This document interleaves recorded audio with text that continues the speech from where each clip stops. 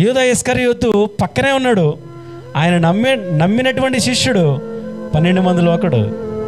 ఏం చేశాడు? డైరెక్ట్గా అప్పగించలేదు, లేకపోతే ద్వేషించి మంచోడు కాదు యేసు ప్రభు నాకు ఇలా చేశాడు అలా చేశాడు అనే కొన్ని నిందలు వేసేసి అప్పగించలేదు. చక్కగా ముద్దు పెట్టి ఎంత ప్రేమగా అప్పగించాడు ఇస్కరియోతు. ఈనాడు క్రైస్తవ సంఘాల్లో విశ్వాసులు కూడా యేసు ప్రభుని ఎలాగ అప్పగిస్తారు తెలుసా మీకు? యేసు ప్రభు అంటే ద్వేషం ఉండదు, మనకి ప్రేమ. యేసు ప్రభు అంటే కోపం ఉండదు, ప్రేమే. యేసు ప్రభు అంటే అయ్యో సిలువలో నా కొరకు రక్తాన్ని కాచడనే జాలి కూడా మనకు ఉంటుంది, కానీ సిలువ వేయడం మాత్రం మన జీవితాలతో. యూదా ఇస్కరియోతు యేసు ప్రభును ముద్దు పెట్టి అప్పగించేశాడు. ఎంత మానసిక వేదన అనుభవించాడో యేసు ప్రభు వారు మనం ఆలోచన చేస్తే అది చాలా భయంకరమైనటువంటి మానసిక వేదన. మానసికంగా కృంగిపోయినటువంటి పరిస్థితులు మన జీవితంలో కూడా మన సొంత వారే, మన స్నేహితులే, మనల్ని నమ్మిన వారే మనల్ని మోసం చేస్తే, మనకి నమ్మక ద్రోహం చేస్తే చాలా బాధ కలుగుతుంది. మన శత్రువులు మన మీద దాడి చేసినప్పుడు ఆ ఫీలింగ్ వేరు. మనమంటే ఇష్టం లేని వారు మన శత్రువులు మన పైన దాడి చేసినప్పుడు ఆ ఫీలింగ్ వేరు ఉంటుంది.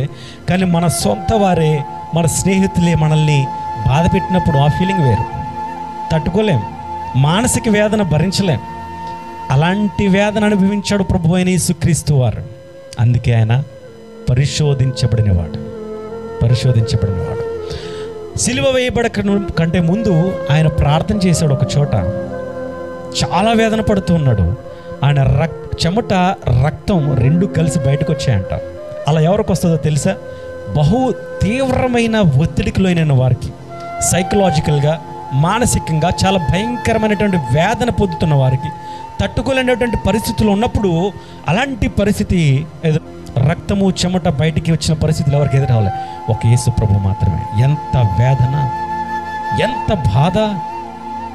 సిలువ బాధ కంటే ముందు ఈయన మానసికంగా వేదన అనుభవించాడు. సిలువ వేదన అనేది ఫిజికల్గా ఆయన్ని బలిగా మారుస్తారు, లేకపోతే మేకులు కొడతారు, హింసిస్తారు. దానికన్నా ముందు మానసికంగా కృంగిపోయాడు. ఆయన మానసికమైనటువంటి వేదన అనుభవించాడు. అందుకే ఆయన పరిశోధించబడిన రాయి. అలాంటి రాయి మీద మన జీవితం ఉంటే ఎందుకు పడిపోద్దండి మన జీవితం? అలాంటి రాయి మీద మన పునాది ఉంటే ఎందుకు పడిపోద్ది మన క్రైస్తవ జీవితం? ఈరోజు క్రైస్తవ జీవితంలో జీవిస్తున్న మన జీవితాల్లో ఎందుకు అప్పుడప్పుడు పడిపోతూ ఉన్నాం? ఆ పరిశోధించబడిన రాయి మీద మన పునాది లేదేమో.